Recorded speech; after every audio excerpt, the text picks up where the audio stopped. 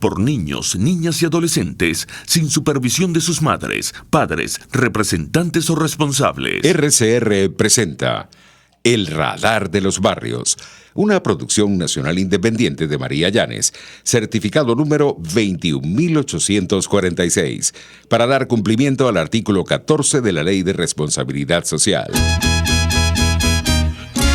El radar está encendido en los barrios.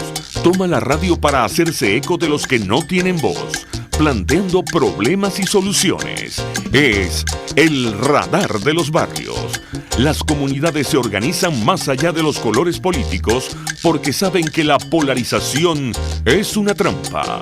El radar de los barrios, con las verdades que el gobierno evade y que otros ignoran. Comienza El Radar de los Barrios, con Evelyn Martínez y los voceros de las comunidades del país. Que la calle no calle, el barrio está en la calle reclamando sus derechos. Que la calle no calle, la calle es la esperanza que alimenta nuestro empeño. Muy buenos días, Venezuela. Bienvenidos a otra emisión de este tu espacio, El Radar de los Barrios. Ya hoy jueves 14 de octubre, cuando son las 10:02 de la mañana, damos inicio a otro programa, donde vamos a abordar temas también, como siempre, de interés. Y, dentro de estos temas y además algunos que, por cierto, han estado, si se quiere, en el ambiente porque se ha hablado mucho, entre otros, sobre el tema de la reforma del COP, el Código Orgánico Procesal Penal. Y bueno, para hablar un poco de este tema, nos acompaña el doctor Jonathan Gutiérrez, abogado, especialista en ciencias del delito, con magíster en Derecho Penal y Constitucional. Es juez penal y es fiscal del Ministerio Público. Pues con Jonathan abordaremos un poco este tema porque ciertamente se ha escuchado y hay la inquietud también de saber la realidad de estos elementos que han venido anunciándose y que se han debatido, si se quiere, en algunos espacios. Y bueno, también vamos a tener un contacto con nuestra buena amiga Griselda Sánchez en el transcurso del programa. Comenzamos con Jonathan. Muy buenos días, Jonathan. Muy buenos días, Jim. Gracias por la invitación una vez más a este prestigioso programa y a tu audiencia. Muy buenos días y bueno, aquí estamos prestos para despejar todas las dudas concernientes a este tema tan importante que, si se quiere, se ha difundido poco. En el mundo académico sí hemos debatido de manera prolija, pero de cara al país hace falta un poco más de divulgación en cuanto a esta reforma que a todos nos atañe. Sí, en efecto, pues, Jonathan, sí se ha visto de repente algunos que otros programas en donde especialistas han venido abordando este tema. Sí, sin ninguna duda, creo también, como abogado que soy, que no ha sido lo suficiente el debate que se ha dado al respecto. Y ciertamente, Jonathan, la gente requiere, pues, por supuesto, conocer más sobre este tema y creo, pues, que deberíamos comenzar por dejar claro, Jonathan, esta reforma del Código Orgánico Procesal Penal, el COP, en contraparte con el código actual. ¿Qué beneficio estamos conociendo con respecto a esto? Porque si se anuncia una reforma, obviamente que debe ser para mejorar, debe ser para producir, si se quiere, efectos favorables. En este caso, al reo, ¿no? A quien ha cometido algún delito o quien no ha cometido algún delito y está tras las rejas injustamente.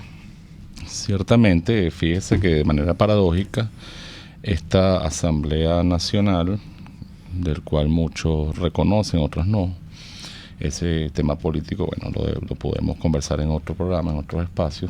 Sin embargo, en lo que respecta al tema estrictamente jurídico, dio un salto hacia adelante, gracias a Dios, esta asamblea, reivindicando algunos derechos que habían sido conculcados y legislando de manera positiva en cuanto a los beneficios procesales y las garantías procesales previstas en la Constitución. Podemos revisar rápidamente que uno de los aspectos más resaltantes, más importantes, es que ya se acaba, se destruye, queda totalmente abolida y liquidada por completo esa perniciosa, esa sentencia diabólica, la 526 de 2001, emitida por la Sala Constitucional, cuyo ponente fue para ese entonces el doctor Iván Rincón Urdaneta. ¿Qué decía esta sentencia maligna, violatoria del artículo 44 de la Constitución? Esta sentencia simplemente le daba la potestad a los órganos policiales de detener a cualquier persona, por sospechosa o no que fuere, y llevarla ante un tribunal sin que mediara orden escrita orden de aprehensión, como lo establece el artículo 44 constitucional, ni que fuese tampoco sorprendida en la comisión de un hecho punible, lo que denominamos jurídicamente la flagrancia. Es decir, esta sentencia rompe ese esquema constitucional, viola el artículo 44, la 526, y le daba esa facultad a los órganos policiales. Por eso, desde del año 2001 hasta la presente, una serie de atropellos te sacaban de tu casa sin que mediara orden judicial, simplemente porque eras denunciado por cualquier persona o señalado o había alguna sospecha sobre ti y eras llevado al tribunal. ¿Qué decía esta sentencia más o menos?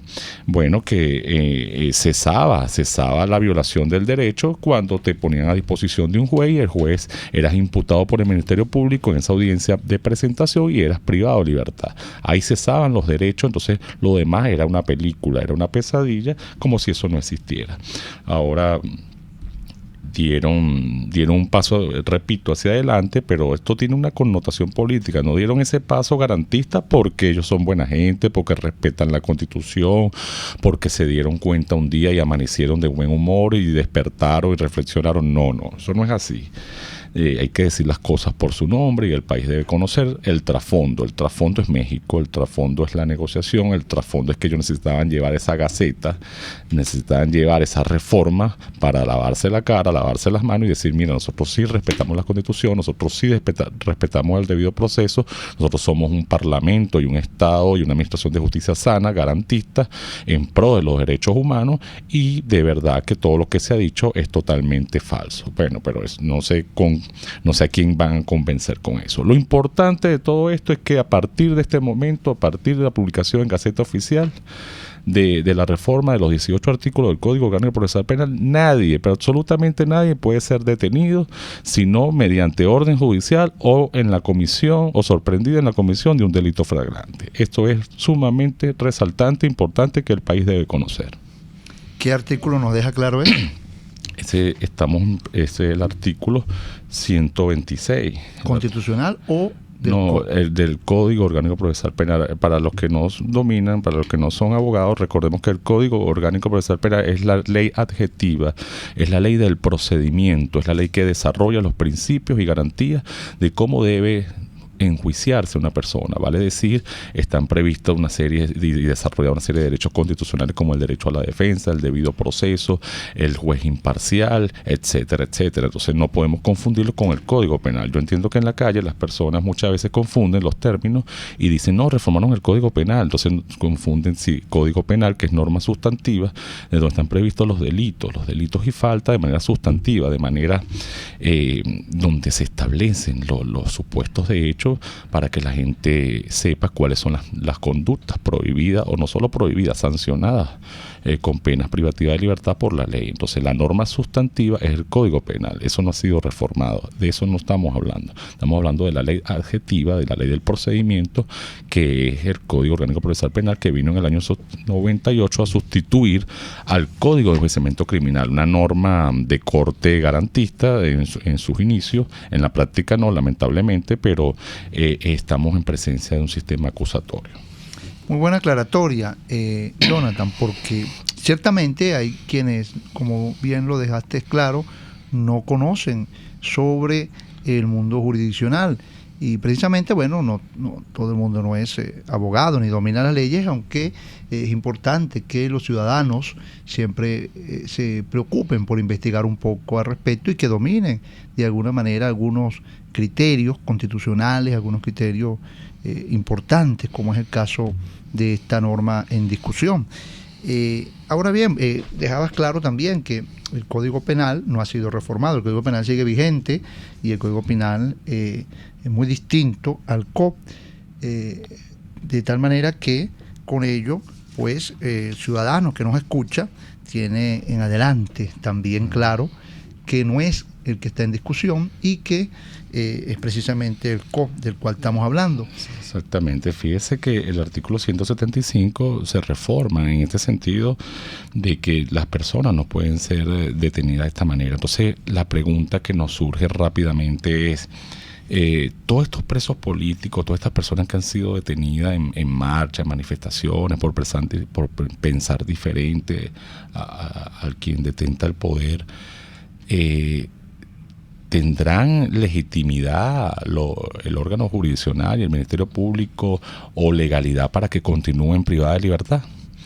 Esa es una pregunta que la lanzo desde este programa al mundo académico, al mundo judicial y al mundo de quienes ejercen, si se quiere, la actividad jurisdiccional en Venezuela y ante los organismos internacionales. Entonces ya es hora de que se le dé aplicación directa a este artículo 175 garantista que desarrolla principios constitucionales, repito, artículo 44 constitucional, y todos estos presos políticos que fueron, y no presos políticos también, que fueron privados de libertad, sacados de sus casas, perseguidos sin orden judicial, queden en libertad en lo inmediato en los próximos días. Importante esa aclaratoria, porque ciertamente te decía al principio del programa que sí hay una serie de presos, algunos pues han cometido delitos, otros injustamente, y ahí entra un poco ese tema también de los presos políticos, ¿no? Quienes también de alguna manera pues hasta ahora es lo que se ha sabido y a través de la denuncia pública que se ha hecho, es que se les ha venido violando el debido proceso, se les ha violado sus derechos humanos y además no se les ha dado la atención inmediata con respecto al tema de la salud cuando lo amerita así. Y esto pues casos tenemos, de hecho acabamos de ver recientemente un caso que todavía se está debatiendo con fuerza, es el caso y en las redes lo vemos con mucha frecuencia, el caso del general Baduel, por decir el más reciente. Esta situación se dice pues que COVID acabó con su vida, pero también se dice que no se le atendió a tiempo, que no se le dio precisamente la atención médica que ameritaba. Y bueno, este es un caso que tenemos con el tema de los presos políticos, pero no es el único, hay muchísimos casos al respecto, Jonathan. Sí, ciertamente, bueno, lamentablemente lo del caso del general Baduel ha conmocionado al país y investigarse el Estado a sí mismo resulta muchas veces hasta ilógico. Sería bueno conformar una comisión de la verdad que de manera objetiva e imparcial se aboque al caso Baduel y al caso de los otros, porque no solamente es Baduel, recordemos que son 10 presos políticos fallecidos bajo la tutela del Estado. Cuando una persona está privada de libertad, está bajo la tutela, responsabilidad de su salud, de su alimentación y de la vida depende exclusiva y únicamente de manera excluyente del Estado. Entonces, si Baduel tenía o no COVID, si tenía COVID, ¿qué hacía detenido? Que tenía que estar en un centro hospitalario o clínico recibiendo los tratamientos adecuados con la seguridad del caso. Entonces yo creo que las excusas no son tan convincentes y tan fuertes que digamos.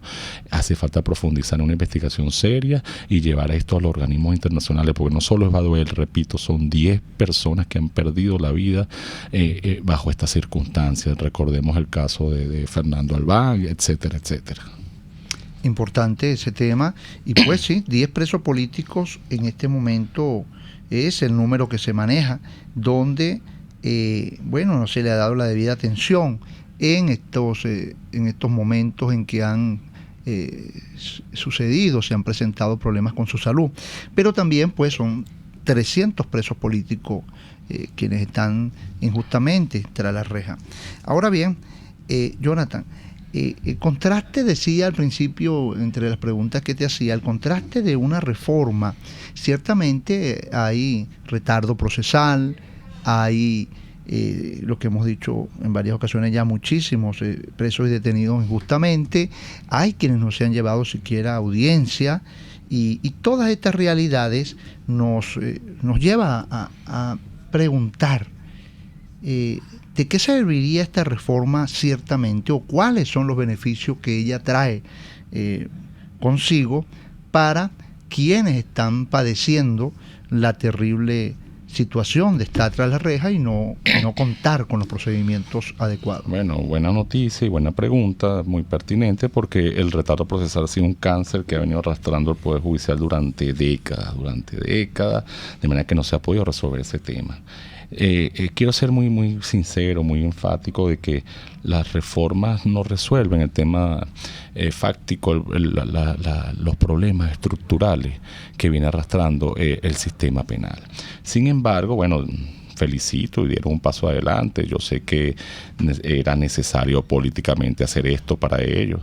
Sí, redujeron los lapsos procesales, y esto, a la luz de la legalidad, a la luz de lo que está escrito en el Código Orgánico, lo que está escrito en el procedimiento penal, en teoría puede agilizar los procesos. ¿Por qué? Porque se cortaron los lapsos que están establecidos en el artículo 320, 309, 318, es decir, la audiencia preliminar ya va a ser de menos días para los diferimientos. En cuanto a la interrupción del artículo 318, lo redujeron a 10 días, es decir, hubo un recorte sustancial importante en cuanto a los lapsos, pero es que no solo debemos atender a los lapsos, recordemos que es un sistema integrado, un sistema donde entran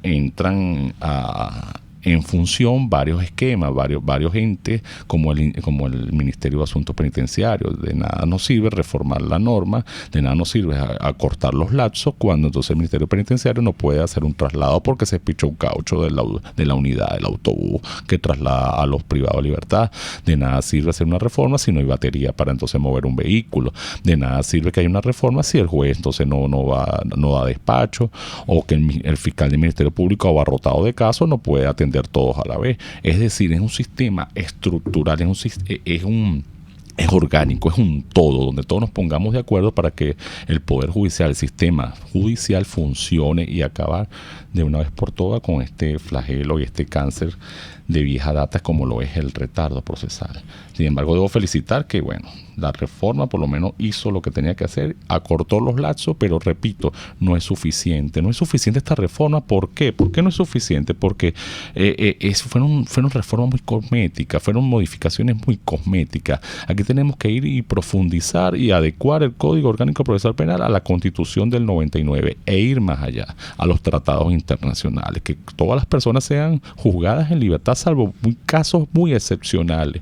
El sistema de fianza, el sistema penitenciario, acabar con los pranatos, acabar con todos esos vicios que se vienen presentando durante años en este esquema judicial.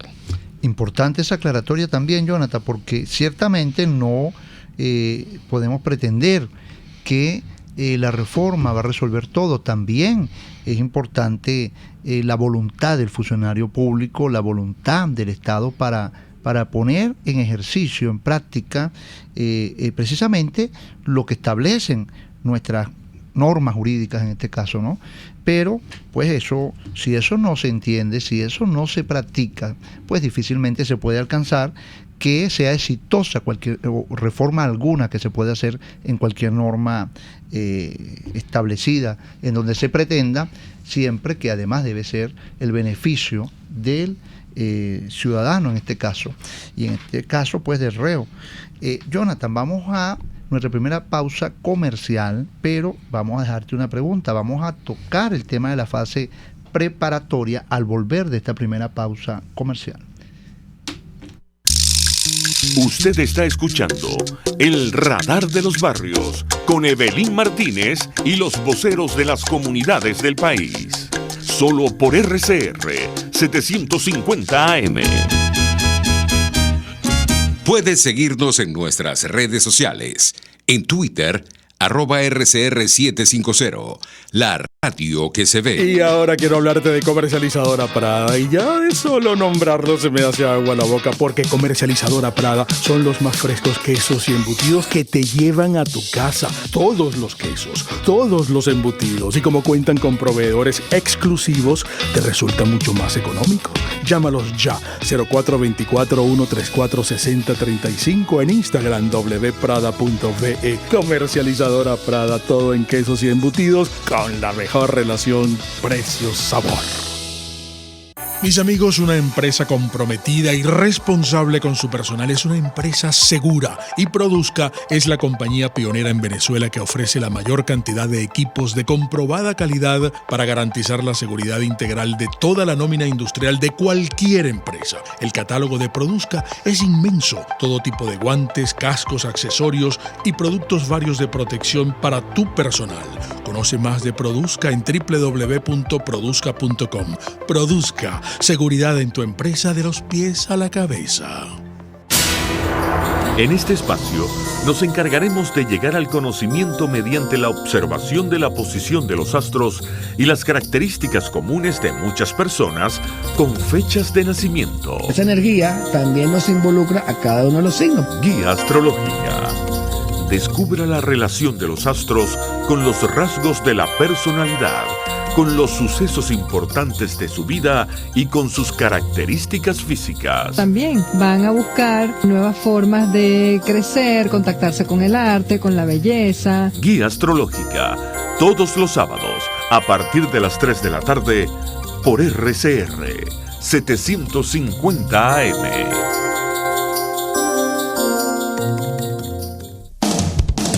RCR 750 AM, porque lo bueno une.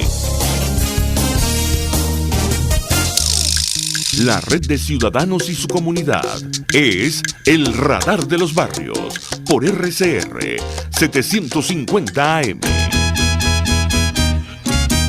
Y de regreso con mucho más de Radar de los Barrios. Sí, nos acompaña el doctor Jonathan Gutiérrez, abogado especialista en ciencias del delito, con magíster en Derecho Penal y Constitucional, es juez penal y fiscal del Ministerio Público, con quien abordamos hoy el tema de la reforma del Código Orgánico Procesal Penal y desde luego pues los beneficios que esto realmente traería o las aspiraciones que además tienen familiares de todos estos presos, pero también en este caso el tema de los presos políticos, que sin duda alguna también pues están injustamente tras las rejas.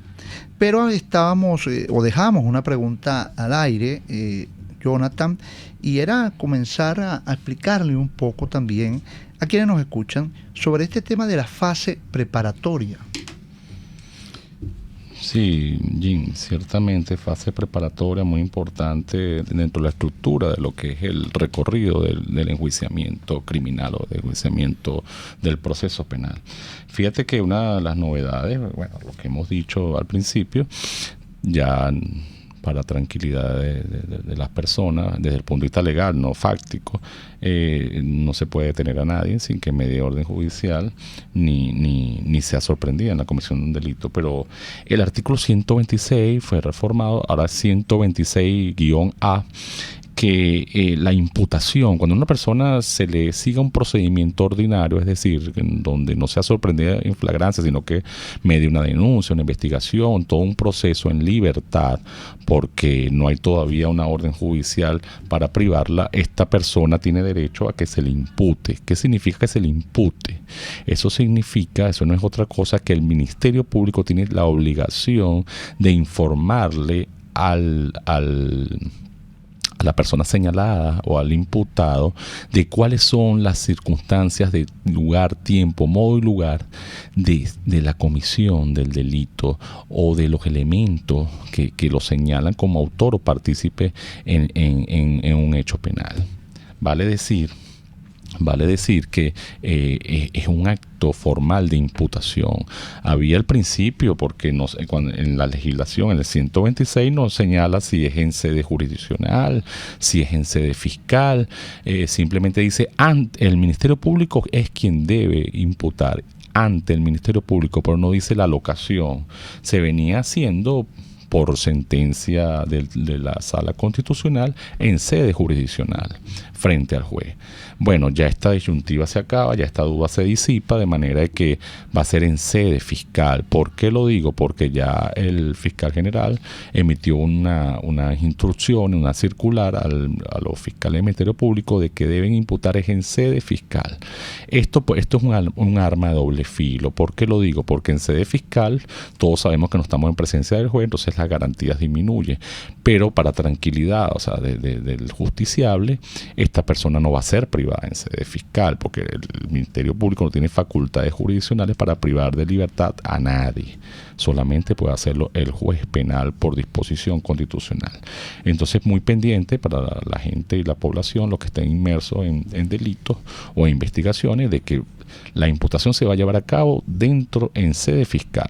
Ya esa duda queda despejada, no como se venía haciendo de manera en sede jurisdiccional ante el tribunal, por jurisprudencia, por sentencia de la Sala Constitucional, de manera que esta persona debe estar asistida siempre por su abogado. Es decir, previamente, cuando le llegue la citación del Ministerio Público para ser imputado en sede fiscal, el imputado tiene que buscarse un abogado y juramentarlo previamente. Antes de comparecer a ese acto formal, debe juramentar y este abogado aceptar la defensa técnica ante un tribunal e ir con el documento que lo acredite como tal, como defensor, en compañía de su defendido, a ese célebre acto de imputación fiscal. Esa es una de las novedades, uno de los avances, y es pertinente la aclaratoria en este programa.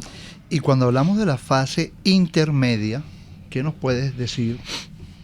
La fase intermedia, la audiencia preliminar, como dije anteriormente, el artículo 309 del Código Orgánico Procesal Penal, ya los lapsos quedan más cortos en cuanto a los diferimientos, y una novedad importante es que la víctima puede ejercer una acusación particular propia.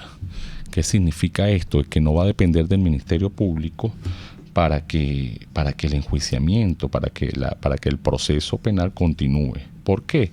Bueno, las razones será desconfianza en la institucionalidad.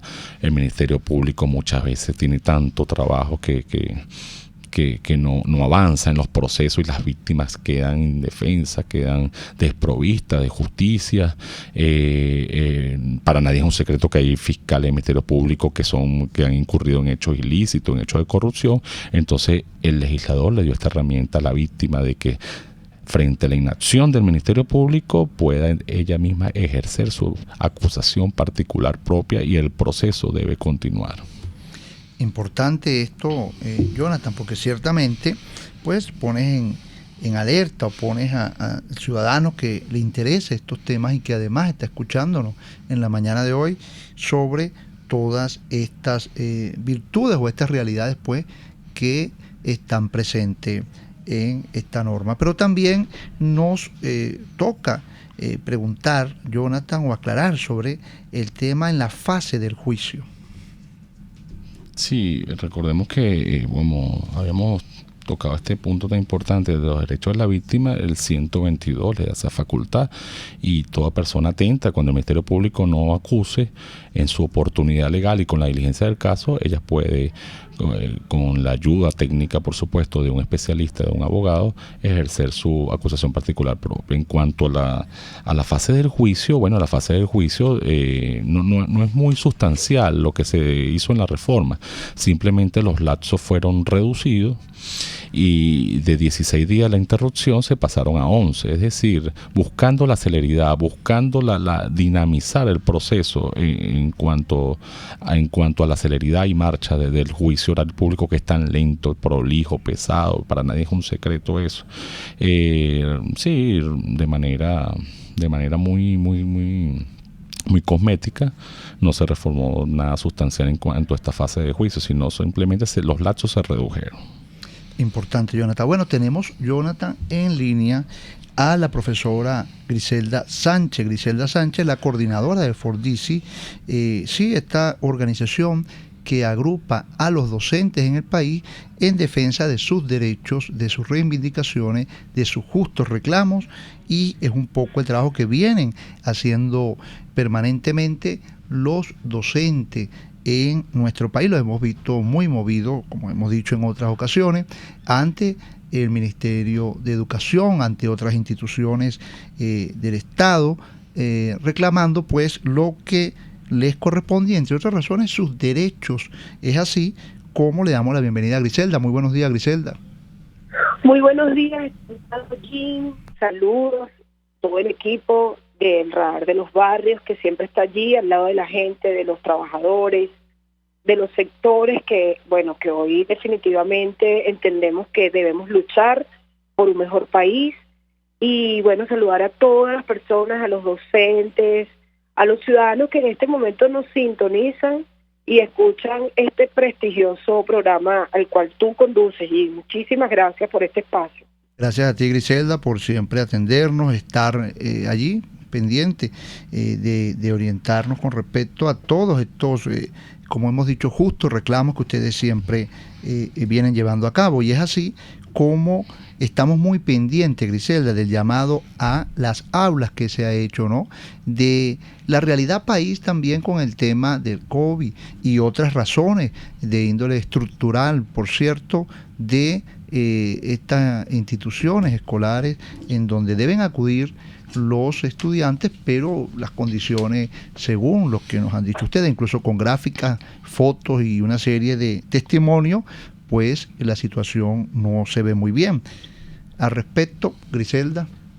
Sí, Jim, bueno, una cuestión totalmente descabellada lo que Nicolás Maduro pretende hacer de dar normalidad a un país donde definitivamente no hay condiciones para regresar a clases presenciales, donde solamente entendemos que esto se debe a un objetivo totalmente electoral, decir que aquí todo está bien, que aquí todo está normal. Bueno, la semana pasada se quedó en estado Táchira el techo de una institución, y bueno, una cuestión, una tragedia realmente que ocurrió en esta escuela, y así mismo pues pasa también en Caracas, en Miranda, en Guárico, en todas las regiones del país. Vemos un alto deterioro de lo que es la planta física de nuestras instituciones públicas del país. Aparte de todo esto que vemos, bueno, escuelas que no tienen servicios fundamentales como lo es, por ejemplo, el agua, que además es elemental para que uno pueda pues mantenerse con la medida de bioseguridad y para que además nuestros jóvenes también tengan la posibilidad de prevenir lo que es este virus que visita al mundo.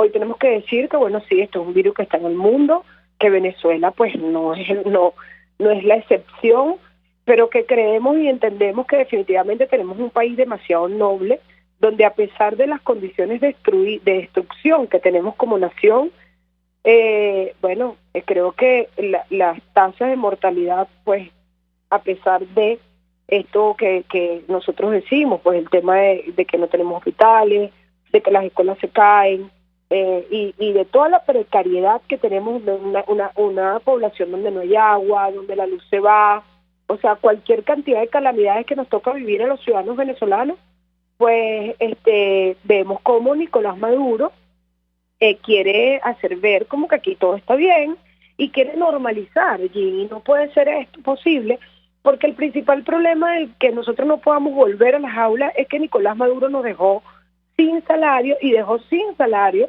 a nuestros padres, madres y representantes, y sin posibilidad de comprar ni siquiera útiles, cuadernos, lápices, los zapatos, las camisas, las chemis. O sea, es un verdadero desastre. Y aparte de todo esto, en todo este tiempo no se ha vacunado ni siquiera el 50%. Esas cifras que presentan de que dicen que el 80% de los docentes ya están vacunados, eso es falso.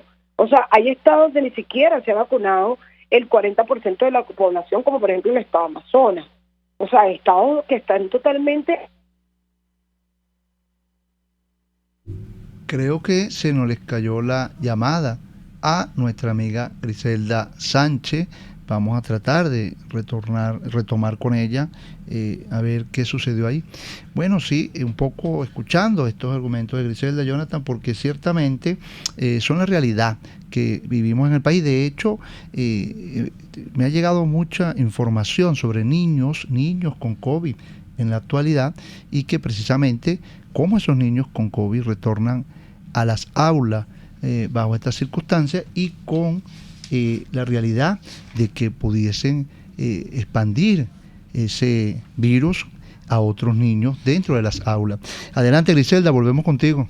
Sí, entonces, claro, entonces nosotros lo que queremos decirle a la población, a los venezolanos, es que en este momento todos debemos garantizar nuestro derecho a vivir. Ese creo que es un derecho fundamental y principal para que nosotros podamos continuar.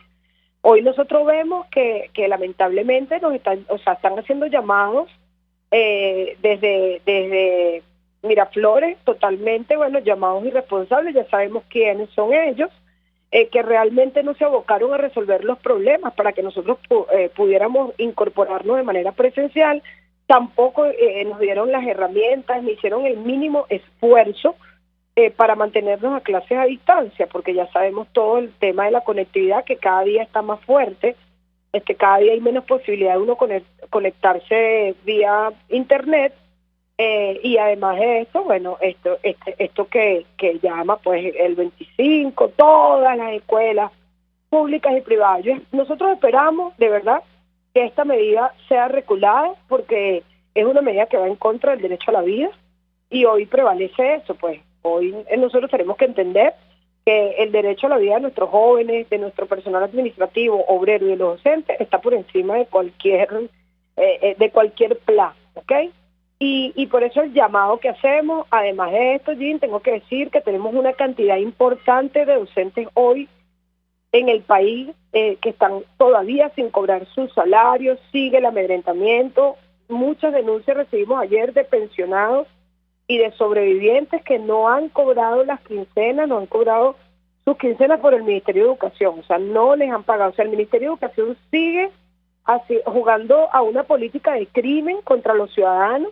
Esta señora Yelitza Santaella no ha hecho, definitivamente no ha hecho nada productivo, porque no hemos visto que realmente llegue con una política distinta. Bueno, ni esperamos, porque entendemos que es una política de gobierno, el hecho de perseguir, de vejar, de que en medio de una pandemia Nicolás Maduro sea el único presidente del mundo que no busca una solución o no busca la manera de ayudar a los ciudadanos, sino que por el contrario sigue la política de retaliación y de persecución.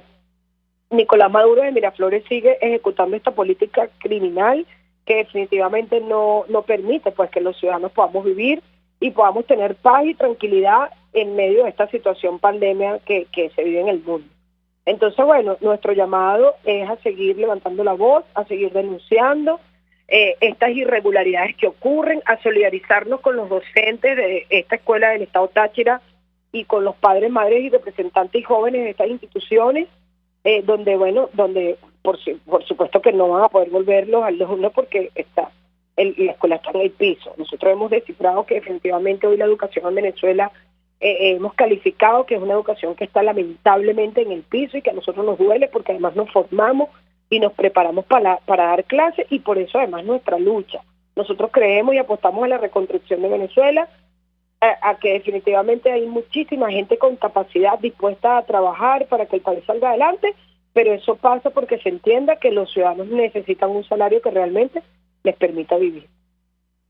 Estas palabras y con ese llamado que has hecho, no nos queda otra cosa que agradecerte nuevamente y decirte que seguiremos en comunicación contigo en los próximos días para seguir abordando este y otros temas de esta índole.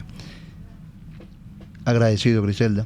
Bueno, sí, Griselda Sánchez, la coordinadora de Fordisi, y pues dejando muy claro el tema del peligro de este retorno a las aulas de clase bajo estas circunstancias que bien aclaró Griselda, además de la exigencia del salario, de la deuda con respecto al salario que se le tiene a muchísimos docentes en el país.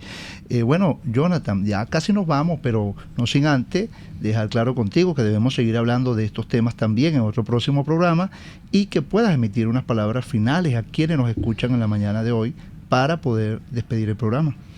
Bueno, sí, gracias, Jim, por esta oportunidad. En otro día conversaremos un poco más sobre la reforma, sobre el sistema penal, sobre las propuestas académicas y, si se quiere, cuáles son las ideas de nosotros, los abogados, en materia de reforma sustancial, integral de la norma procedimental. No sin antes de despedirme, quiero dejar claro de que en materia de ejecución de sentencia, el Ministerio de Asuntos Penitenciarios cometía o sigue cometiendo atropellos importantes, trasladando a los penados o a los procesados a lugares, a recintos penitenciarios muy distantes, muy remotos, muy lejanos de la sede judicial, lo que imposibilita lógicamente el traslado. Al producirse este hecho irregular, esto genera indudablemente retardo procesal. Ya el artículo 473 prohíbe de manera expresa en la legislación, en la reforma en comento, de que el Servicio de Asuntos Penitenciarios traslade a un procesado sin la autorización previa del juez de ejecución, es decir, a un penado sin la ejecución previa del juez de ejecución, que es el juez natural que va a garantizar los derechos en esta fase ejecutiva de cumplimiento de pena. Importante. Y bueno, entonces no queda más que despedirnos y simplemente decirle a la gente que defienda sus derechos, que busque los abogados especialistas y conocedores de esta materia para que el Estado no siga avasallando, no siga vulnerando y no siga atropellando a la gente en cuanto a los derechos fundamentales que están previstos en la Constitución, como el debido proceso, el derecho a la defensa, la presunción de inocencia, etcétera, etcétera.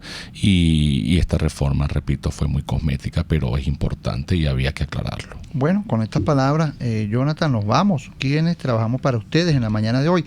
Agradecido, Jonathan, de verdad, porque esto ayuda mucho a que el ciudadano pues entienda y comprenda la realidad de esta reforma que se está llevando a cabo con el Código Orgánico Procesal Penal y ciertamente si los beneficios son o no son los que realmente se aspiran o se esperan, pero además dejar claro que también el funcionario público, quienes tienen el deber de administrar justicia, pues reposa buena parte también de esta responsabilidad.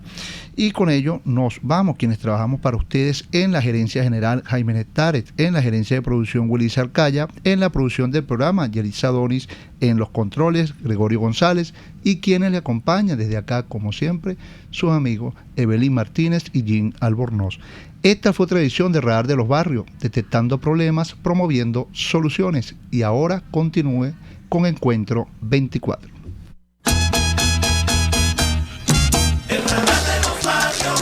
Hasta aquí esta transmisión de El Radar de los Barrios. Arriba, donde casi nunca está la policía, donde rara vez sube el aseo urbano, donde solo de vez en cuando llega el agua. Allí sigue encendido el Radar de los Barrios, la tribuna de los que se atrevieron a construir soluciones, olvidándose del sectarismo político, porque todos somos venezolanos. RCR 750 AM. RCR presentó El Radar de los Barrios, una producción nacional independiente de María Llanes, certificado número 21846.